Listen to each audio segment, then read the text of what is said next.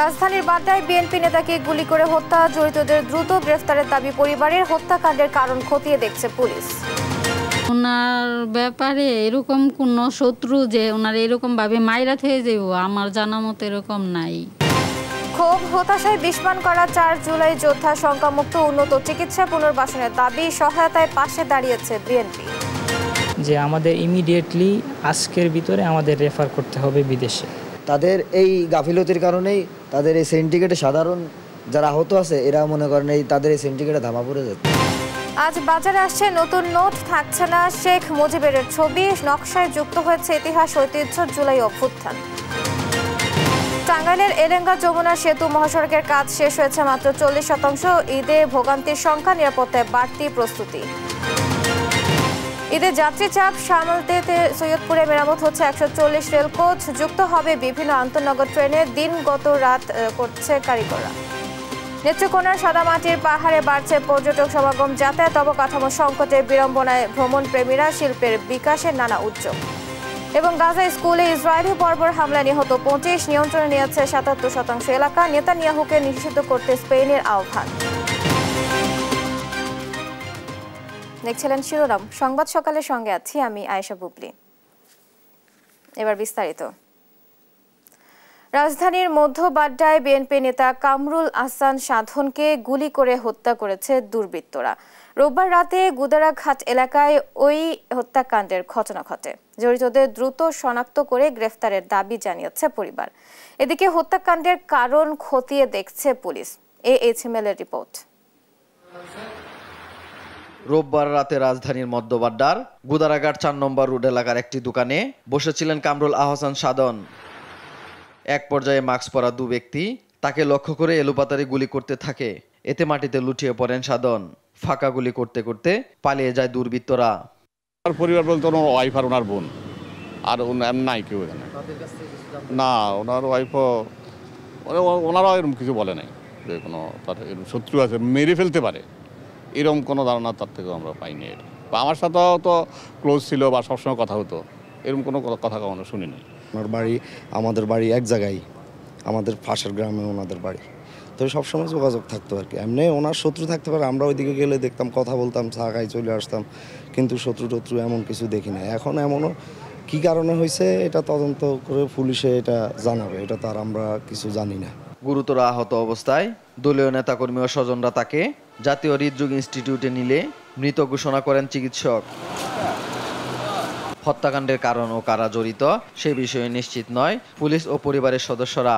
উনি অনেক নিরীহ মানুষ আছিল, মানুষের সাথে কোনো সময় উনি করে নাই। আমরা নিজেরা ব্যবসা করতো, ব্যবসা যাইতো আইতো, এই রাজনীতিক একটু আছে, রাজনীতির সাথে জড়িত, কিন্তু সবার ওনাদের সাথে তো ভালোই সম্পর্ক সবার সাথে। নিহত সাধন গুলশান বিএনপি যুগ্ম সম্পাদক। তিনি পেশায় ডিশ ব্যবসায়ী ছিলেন। এ বিষয়ে মামলা প্রক্রিয়াধীন আছে বলে জানান বাড্ডা থানার পুলিশ। AHML, দেশ টিভি, ঢাকা। বিষপান করা জুলাই আন্দোলনে চোখ হারানো 4 যোদ্ধারা এখন শঙ্কামুক্ত।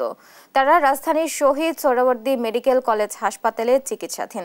দীর্ঘদিনেও উন্নত চিকিৎসা নিশ্চিত না হওয়ার পাশাপাশি অবহেলা, হতাশা ও একাকিত্ব থেকে তার এমন সিদ্ধান্ত নেন বলে দাবি করেছে জুলাই শহীদ স্মৃতি ফাউন্ডেশন। এদিকে 4 জনের চিকিৎসার দায়িত্ব নিয়েছেন বিএনপির ভারপ্রাপ্ত চেয়ারম্যান তারেক রহমান। AHML এর আরও একটি রিপোর্ট। নিজেদের ভবিষ্যৎ নিয়ে চরম অনিশ্চয়তা, চিকিৎসার অবমূল্যায়ন, সামাজিক অবহেলা ও নিরাপত্তাহীনতার জেরে বিষপান করেন 4 জুলাই যোদ্ধা। রোববার দুপুরে জুলাই শহীদ স্মৃতি ফাউন্ডেশনের সিওর সঙ্গে উন্নত চিকিৎসা নিয়ে কথা হয় আহতদের। আশ্বস্ত না হয়ে নেন এমন সিদ্ধান্ত যে আমাদের ইমিডিয়েটলি আজকের ভিতরে আমাদের রেফার করতে হবে বিদেশে। তখন স্যার, জুলাই ফাউন্ডেশনের সিও স্যার বলছে যে এটা তো অসম্ভব, এটা হবে না, আমাদের কিছু সময় দিতে হবে। আমরা তখন বললাম যে স্যার দেখেন, আমরা 10 মাস ধরে হসপিটালে পড়ে আসি, তো অনেক সময় দেওয়া হয়েছে, তো এখন আরও সময় চাচ্ছেন। পরে বললাম যে দেখেন 5 মিনিট পর যা হবে সব দায়ভার কিন্তু আপনারা নেবেন। জুলাই আহতদের প্রয়োজনীয় চিকিৎসা দেওয়া হচ্ছে না এমন অভিযোগ করে সিন্ডিকেটের কারণে উন্নত সুচিকিৎসা থেকে বঞ্চিত হচ্ছেন তারা। মানে সিন্ডিকেটের যারা আছে তারা সুস্থ হয়েও ওইখানে ভর্তি আছে, পার্সোনাল গেস্ট হাউস বানায় নিছে, ডক্টর তাদের কথায় উঠে বসে। তাদের এই গাফিলতির কারণেই তাদের এই সিন্ডিকেটে সাধারণ যারা আহত আছে এরা মনে করেন এই তাদের এই সিন্ডিকেটে ধামাচাপা পড়তেছি আমরা। এদিকে বিষ পান করা 4 জুলাই যোদ্ধার চিকিৎসার সার্বিক দায়িত্ব নিয়েছেন বিএনপির ভারপ্রাপ্ত চেয়ারম্যান তারেক রহমান। আমরা বিএনপি পরিবার সেলের মাধ্যমে তাদেরকে এই চিকিৎসা সহায়তা দেওয়ার কথা বলা হয়েছে। সার্বিক খোঁজ খবর নিতে হাসপাতালে যান বিএনপির সিনিয়র যুগ্ম মহাসচিব অ্যাডভোকেট রুহুল কবির রেজভী। গণ অভ্যুত্থানে চোখ হারানো 4 জন এবং তাদের পরিবারের প্রতি তারেক রহমানের পক্ষ থেকে সহমর্মিতার বার্তাও পৌঁছে দেন তিনি। বর্তমানে শহীদ সোহরাওয়ার্দী হাসপাতালে চিকিৎসাধীন 4 যোদ্ধা শঙ্কামুক্ত। এইচ হিমেল, দেশ টিভি, ঢাকা। আজ থেকে বাজারে আসছে নতুন নোট। এবার নতুন এ নোটে থাকছে না শেখ মুজিবুর রহমানের ছবি। বাংলাদেশের ইতিহাস ঐতিহ্যের সঙ্গে নতুন নোটের নকশায় যুক্ত হচ্ছে জুলাই অভ্যুত্থানের গ্রাফিতি। প্রথমে 3টি নোট পাওয়া গেলেও পর্যায়ক্রমে মিলবে চলমান 9টি নোটই। M A আজিমের report. জুলাই অভ্যুত্থানের পর থেকেই শহীদ আবু সাঈদ ও মুগ্ধর ছবি সম্বলিত নতুন নোটের ছবি ঘুরছে সামাজিক যোগাযোগ মাধ্যমে। এরই মধ্যে বাংলাদেশ ব্যাংক জানিয়েছে 26 মে থেকে বাজারে নতুন নোট ছাড়া হচ্ছে। নতুন নোটে থাকছে না শেখ মুজিবুর রহমানের ছবি, তবে স্থান পাচ্ছে দেশের ইতিহাস ঐতিহ্য ও জুলাই অভ্যুত্থানের গ্রাফিতি। কোনো স্পেসিফিক ব্যক্তির ছবি থাকবে না, থাকবে গ্রাফিতির ছবি থাকবে। এবং গ্রাফিতির মধ্যে যখন কিছু পরিচিত মুখ আন্দোলনে যারা আমাদের মনের ভিতরে গেঁথে আছে কয়েকজনের ছবি, আবু সাঈদ, মুগ্ধ, আরও বেশ কয়েকটা ছবি আমরা সবসময় মনের মধ্যে গাঁথে। 2 টাকা থেকে 1000 টাকা পর্যন্ত 9টি নোটই আসবে বাজারে, তবে প্রথমে পাওয়া যাবে 3টি। মোট 1 থেকে 2000 কোটি টাকা ছাপানো হবে ধাপে ধাপে। 2 টাকা থেকে 1000 টাকা পর্যন্ত মোট 9 প্রকারের 9টি ডিনোমিনেশনের নোটই বাজারে আসছে। এর মধ্যে সবগুলো ছাপানোর উদ্যোগই গ্রহণ করা হচ্ছে, সবগুলো চলমান আছে, কিন্তু সবগুলো নোট একসাথে বাজারে আসবে না। বর্তমান বাজারে চলমান মুদ্রার পরিমাণ 1,52,000 কোটি টাকা। ছাপানো অবস্থায় আছে আরও প্রায় দ্বিগুণ। এম এ আজিম, দেশ টিভি, ঢাকা। দেশে ঈদুল আজহাকে কেন্দ্র করে রেমিটেন্স প্রবাহ বাড়ছে। মে মাসের প্রথম 24 দিনে 225 কোটি মার্কিন ডলার রেমিটেন্স এসেছে। দেশীয় মুদ্রায় যার পরিমাণ 27,626 কোটি টাকা। দৈনিক গড়ে রেমিটেন্স এসেছে 9 কোটি 37 লাখ ডলার। রোববার কেন্দ্রীয় ব্যাংকের প্রকাশিত হালনাগাদ প্রতিবেদন থেকে এ তথ্য জানা গেছে। রেমিটেন্সের তথ্য অনুযায়ী চলতি মে মাসের প্রথম 24 দিনে দেশে যে পরিমাণ রেমিটেন্স এসেছে এর মধ্যে রাষ্ট্রায়ত্ত ব্যাংকগুলোর মাধ্যমে 66 কোটি 52 লাখ 60 হাজার ডলার, বিশেষায়িত একটি ব্যাংকের মাধ্যমে 20 কোটি 50 লাখ ডলার, বেসরকারি ব্যাংকগুলোর মাধ্যমে 137 কোটি 16 লাখ 80 হাজার ডলার এবং বিদেশি ব্যাংকগুলোর মাধ্যমে 41 লাখ 30 হাজার মার্কিন ডলার রেমিটেন্স এসেছে। এর আগে দেশে চলতি বছরের মার্চ মাসে রেমিটেন্স এসেছে 329 কোটি 56 লাখ ডলার। দেশীয় মুদ্রায় যার পরিমাণ 40,000 কোটি টাকার বেশি। একক মাসে দেশে এত বেশি পরিমাণ রেমিটেন্স আগে কখনো আসেনি।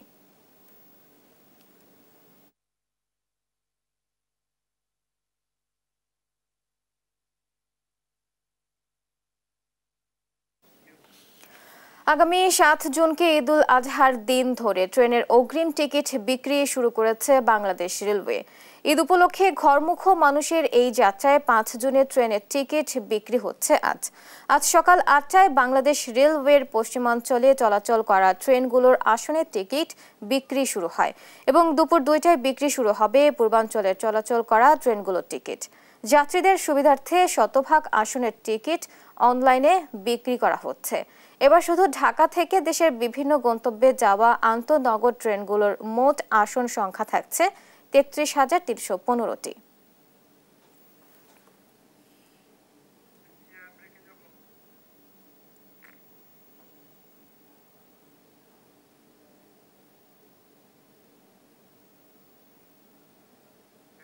সহকারী শিক্ষক পদকে এন্ট্রি পথ ধরে 11তম গ্রেডে বেতন নির্ধারণ সহ 3 দফা দাবি আদায়ে সরকারি প্রাথমিক বিদ্যালয়ের শিক্ষকরা আজ থেকে পূর্ণ দিবস কর্মবিরতি পালনের ঘোষণা দিয়েছেন। রোববার সহকারী শিক্ষক সংগঠন ঐক্য পরিষদের ডাকে 3 দফা দাবি আদায়ে কর্মবিরতি কর্মসূচির অংশ হিসেবে অর্ধ দিবস কর্মবিরতি পালন করেছেন তারা। আজ থেকে পূর্ণ দিবস কর্মবিরতি পালন করার ঘোষণা তাদের। দাবি আদায় না হওয়া পর্যন্ত এই কর্মসূচি চলবে বলে জানিয়েছেন তারা। এর আগে 3 দফা দাবিতে 5 মে থেকে 15 মে পর্যন্ত 1 ঘন্টা, 16 মে থেকে 20 মে পর্যন্ত 2 ঘন্টা, 21 মে থেকে 25 মে পর্যন্ত অর্ধ দিবস কর্মবিরতি পালন করেছেন শিক্ষকরা।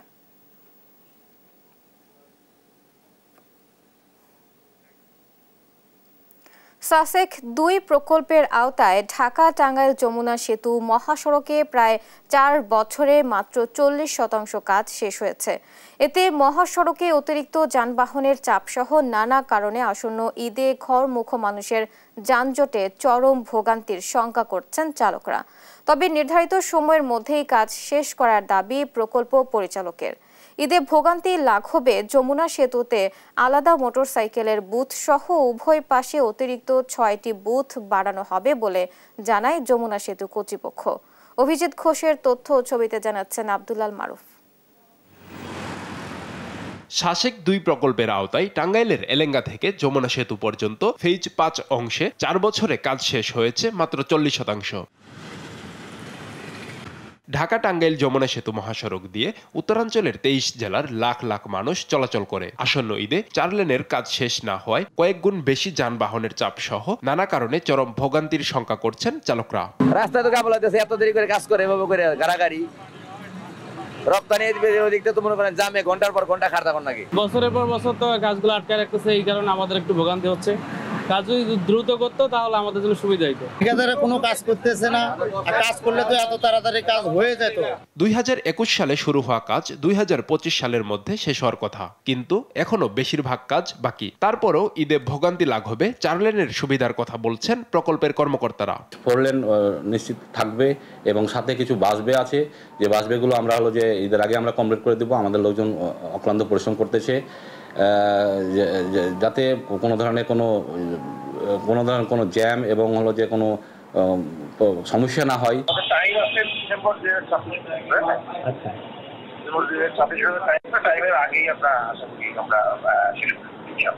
সেতু কর্তৃপক্ষ বলছে ঈদে ভোগান্তি লাঘবে যমুনা সেতুতে আলাদা মোটরসাইকেলের বুথ সহ উভয় পাশে অতিরিক্ত 6টি বুথ বাড়ানো হবে। উভয় পারে 9টা মোট 18টা লেন চলবে। তার মধ্যে 2টা মোটরসাইকেল স্পেশালি এই পারে, 2টা মোটরসাইকেল স্পেশালি ওই পারে চলবে। এই 18টা লেনে আমাদের গাড়ি চলাচল করবে। স্বস্তিদায়ক ঈদযাত্রা করতে 65 কিলোমিটার মহাসড়কে প্রায় 650 পুলিশ ছাড়াও স্বেচ্ছাসেবীরা দায়িত্ব পালন করবে বলে জানায় পুলিশ। আমাদের প্রায় 600-র অধিক সদস্য এই মোতায়েনের সাথে যুক্ত থাকবে এবং আমরা মোবাইল টিম রাখবো, আমাদের পিকেট টিম থাকবে। যমুনা সেতুতে 24 ঘন্টায় 18 থেকে 20,000 যানবাহন পারাপার হলেও গেল ঈদে 24 ঘন্টায় 50,000-এর অধিক যানবাহন সেতু পারাপার হয়েছে। এই ঈদেও 60,000-এর বেশি পরিবহন পারাপারের সম্ভাবনা রয়েছে। নিউজ ডেস্ক, দেশ টিভি। ঈদ ঘিরে ঢাকা-টাঙ্গাইল মহাসড়কের পরিস্থিতি জানাতে সরাসরি যোগ দিচ্ছেন সহকর্মী অভিজিৎ ঘোষ। অভিজিৎ, মহাসড়কে যাত্রীদের চাপ কেমন দেখছেন এবং প্রশাসনের নেওয়া প্রস্তুতিগুলো কতটা কার্যকর বলে মনে হচ্ছে জানাবেন। জি বুবলি, আপনি যেমনটি বলছিলেন যে আমরা একটু আগে যে রিপোর্টটি প্রচার হয়েছে সেই রিপোর্টের প্রেক্ষিতেই বলা যায় যে এবারে ঈদযাত্রায় একটি ভোগান্তির আশঙ্কা করছেন এই সড়ক ব্যবহারকারী সহ সংশ্লিষ্ট যারা রয়েছেন তারা।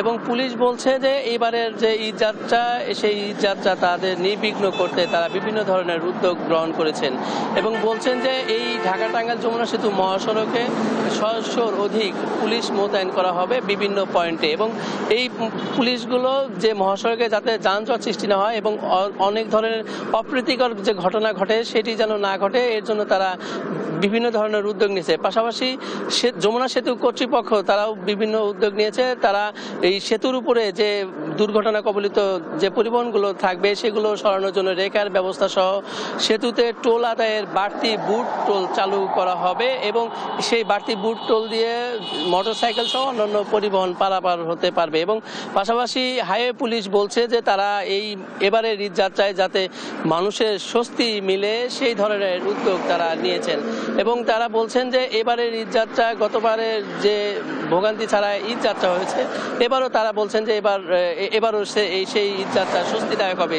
তবে সংশ্লিষ্টরা বলছেন যে এবারের ঈদযাত্রায় যেহেতু পশুবাহিত গাড়ি যেগুলো রয়েছে ট্রাক, এই ট্রাকগুলো চলাচলের কারণে মহাসড়কে চাপ সৃষ্টি হবে। পাশাপাশি এই মহাসড়কটিতে ঢাকা টাঙ্গাইল যমুনা সেতু মহাসড়কটিতে এলেঙ্গা থেকে সেতু পূর্ব পর্যন্ত যে সড়ক সেই সড়কের 2 লেনের কারণে সেটি ওয়ান ওয়ে করা হবে। পাশাপাশি বিকল্প সড়ক হিসাবে প্রশাসন এলেঙ্গা থেকে ভুয়াপুর হয়ে যমুনা সেতু গোলচত্বর পর্যন্ত সড়ক তারা চিন্তা ভাবনা করেছেন, সেদিক থেকেও তারা গাড়ি পারাপার করবেন। এতে করে মহাসড়কে যেন চাপ সৃষ্টি না হয় সেদিকেও তারা লক্ষ্য করছেন। তারা বলছেন যে এবারের ঈদযাত্রায় তারা যেমন গতবারের চেয়ে একটু ভালো করার চেষ্টা করবেন। তারা বলছেন যে এইবারের ঈদযাত্রায় যেদিন সরকারি ছুটি হবে সেই সরকারি ছুটির আগের দিন থেকে এই মহাসড়কটিতে পরিবহনের চাপ থাকবে এবং এই চাপের কারণে তারা যাতে তাদের নির্ধারিত গন্তব্যে যেতে পারেন সেই ধরনের ব্যবস্থা তারা রয়েছেন।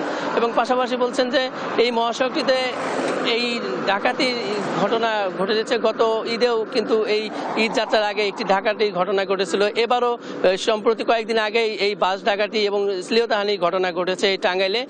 তবে এই যে আতঙ্ক ডাকাতি এটি কিন্তু যাত্রীদের মাঝে এক ধরনের আতঙ্ক রয়েছে। চালকরা বলছেন তারা নিরাপদে যেন তাদের গন্তব্য যেতে পারেন। এই ছিল ঢাকা টাঙ্গাইল যমুনা সেতু মহাসড়ক থেকে আমার কাছে সর্বশেষ বুবলি।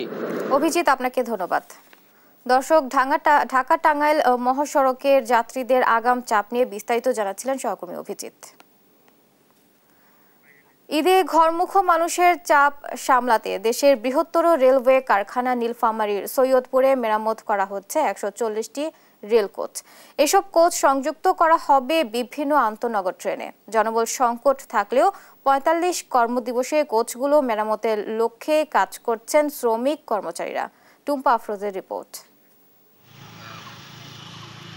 নীলফামারীর সৈয়দপুর রেলওয়ে কারখানা, একে ঘিরেই ব্রিটিশ আমলে এ শহরের গোড়াপত্তন ঘটে। 1970 সালে 110 একর জমিতে প্রতিষ্ঠিত হয় রেল কারখানাটি। এখানে 29টি শপে রেল কোচ মেরামত করা হয়। এছাড়া ক্যারেজ, ওয়াগন ও লোকোমোটিভে 1200 রকমের খুচরা যন্ত্রাংশ তৈরি হচ্ছে। তবে নানা সংকটে বেশিরভাগ যন্ত্রপাতি কিনতে হয় বাইরে থেকে। ঈদ ঘিরে ট্রেন চলাচলে প্রয়োজন হয় অতিরিক্ত রেল কোচ। এ কারণে এবার 45 কর্মদিবসে 140টি রেল কোচ মেরামতের লক্ষ্য নির্ধারণ করে রেলওয়ে কর্তৃপক্ষ। সর্বশক্তি দিয়ে চেষ্টা করতেছি ঈদে আউটরান ফিল আপ করার জন্য, যাতে ঈদ ফিরতি মানুষ যাতে স্বাচ্ছন্দ্যবোধে ঈদ করতে পারে। মানুষ যাতায়াত সুবিধা করার জন্য আমরা খুবই চেষ্টা করতেছি গাড়ি দেওয়ার জন্য। হলিডের দিনও আমরা অক্লান্ত পরিশ্রম করে আমরা কাজ চালাই যাচ্ছি যাতে সৈয়দপুর কারখানার সুনাম হয় এবং আমাদের সুনাম হয়। লোকবল সংকট থাকলেও নির্ধারিত সময়ের আগেই সব কোচ প্রস্তুত করার আশ্বাস কর্তৃপক্ষের।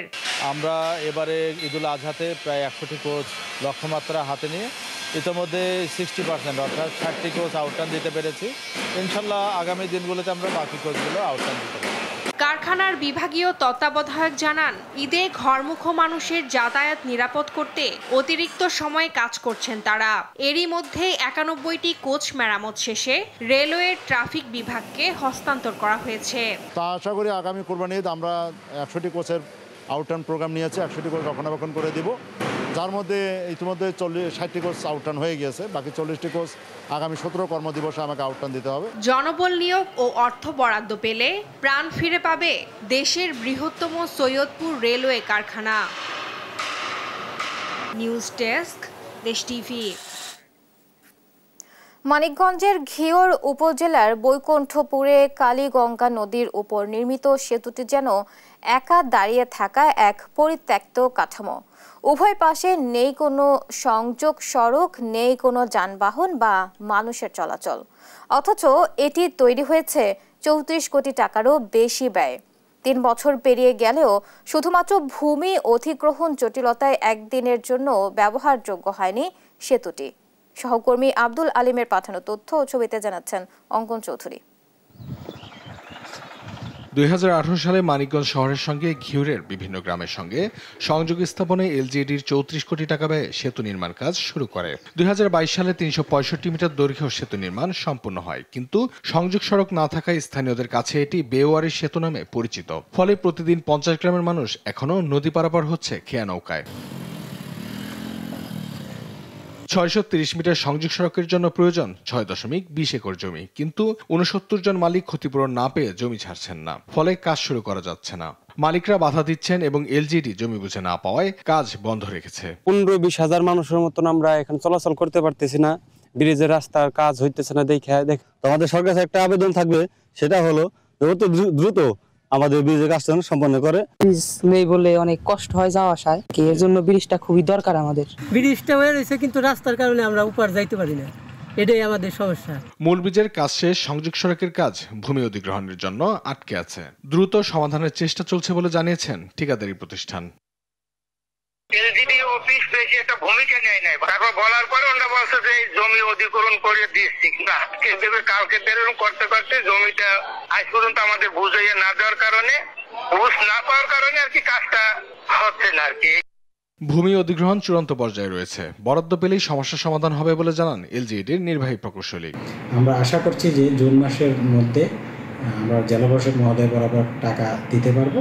পরবর্তী প্রক্রিয়া সমাপ্ত করে জেলা পরিষদ স্থানীয় ক্ষতিগ্রস্ত ব্যক্তিদেরকে টাকা প্রদান করবেন, আমাদেরকে জমি বুঝিয়ে দিলে আমরা দ্রুত কাজটি শেষ করতে পারব। ভূমি মালিকদের ক্ষতিপূরণের অর্থ পেলেই সমস্যা মিটিয়ে সেতু চলাচলের জন্য চালু করা হবে বলে জানান অতিরিক্ত জেলা প্রশাসক। আগে যে কর্মকর্তা ছিলেন অথবা জেলা প্রশাসক স্যাররা ছিলেন, তারা এই কমিটির মাধ্যমে হয়তো সিদ্ধান্ত নিয়ে মিনিস্ট্রির কাছে এই বিষয়টির জন্য চিঠি লিখেছিল। মিনিস্ট্রি সেই সিদ্ধান্ত দিয়েছে আমাদেরকে বিগত 2 মাস আগে। জাস্ট এই জায়গাটাই হয়তো একটু বিলম্ব হতে পারে। দ্রুত পরিত্যক্ত ব্রিজটি সম্পূর্ণরূপে চালুর দাবি স্থানীয়দের। নিউজ ডেস্ক, দেশ টিভি। নেত্রকোনার সাদামাটির পাহাড়ে দিন দিন বাড়ছে পর্যটকের সংখ্যা, কিন্তু যথাযথ যাতায়াত ব্যবস্থা, প্রয়োজনীয় সুযোগ সুবিধার অভাবে প্রসারিত হচ্ছে না পর্যটন শিল্প। এ কারণে দেশের একমাত্র সাদামাটির পাহাড় রানীখং মিশন, বিজয়পুরের মনোরম গারো পাহাড় ও ক্ষুদ্র নৃগোষ্ঠীর মানুষের জীবনযাপন দেখতে আসা পর্যটকদের পড়তে হয় নানান বিড়ম্বনায়। আর এসব সমস্যা সমাধানে প্রচেষ্টা চলছে বলে জানান জেলা প্রশাসক। জিয়াউর রহমানের রিপোর্ট জানাচ্ছেন শামীম হোসেন। নেত্রকোনার দুর্গাপুর উপজেলার বিজয়পুর এলাকায় রয়েছে দেশের একমাত্র সাদামাটির পাহাড়। দৃষ্টিনন্দন এই পাহাড় দেখতে এখানে প্রতিদিনই ছুটে আসছেন পর্যটকরা। তবে স্থানীয় সোমেশ্বরী নদীতে সেতু না থাকায় এবং যথাযথ যাতায়াত ব্যবস্থা সহ প্রয়োজনীয় সুযোগ সুবিধার অভাবে বিস্তার লাভ করতে পারছে না এখানকার পর্যটন শিল্প।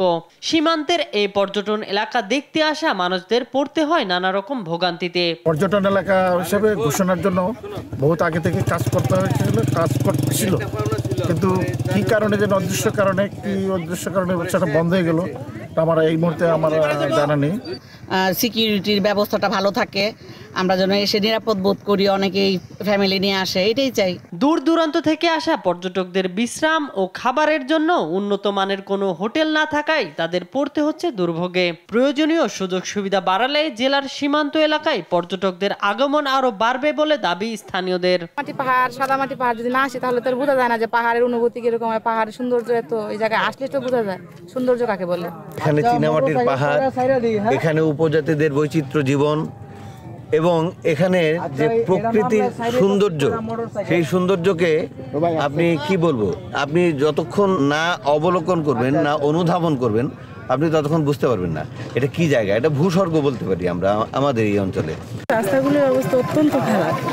আমার মনে হয় যে এই রাস্তাগুলি যদি আরেকটু ডেভেলপ হতো তাহলে আমরা আরো আসতাম, এখানে আরো পর্যটক আসতে বাইরে থেকে। তবে স্থানীয় জেলা প্রশাসক বলছেন প্রয়োজনীয় সুযোগ সুবিধা বৃদ্ধি করে পর্যটন শিল্পের বিকাশের উদ্যোগ নেওয়া হচ্ছে। সমস্যা সমাধানে সংশ্লিষ্ট দপ্তরে যোগাযোগ করা হয়েছে বলেও জানান তিনি। এই জায়গাগুলোতে আমরা বলতে সুযোগ সুবিধা বলতে যদি আমরা অন্তত যারা দর্শনার্থী থাকে তাদেরকে রিফ্রেশমেন্টের ব্যবস্থা করা, তারপরে ভালো রেস্তোরাঁ থাকা, এগুলো করে দিতে পারলে জনগণ আরো বেশি আসবে, উৎসাহিত হবে। সোমেশ্বরী নদীতে সেতু নির্মাণ সহ প্রয়োজনীয় ব্যবস্থা গ্রহণ করা হলে বাড়বে পর্যটকদের আগমন, এমনটাই প্রত্যাশা স্থানীয়দের। নিউজ ডেস্ক, দেশ টিভি।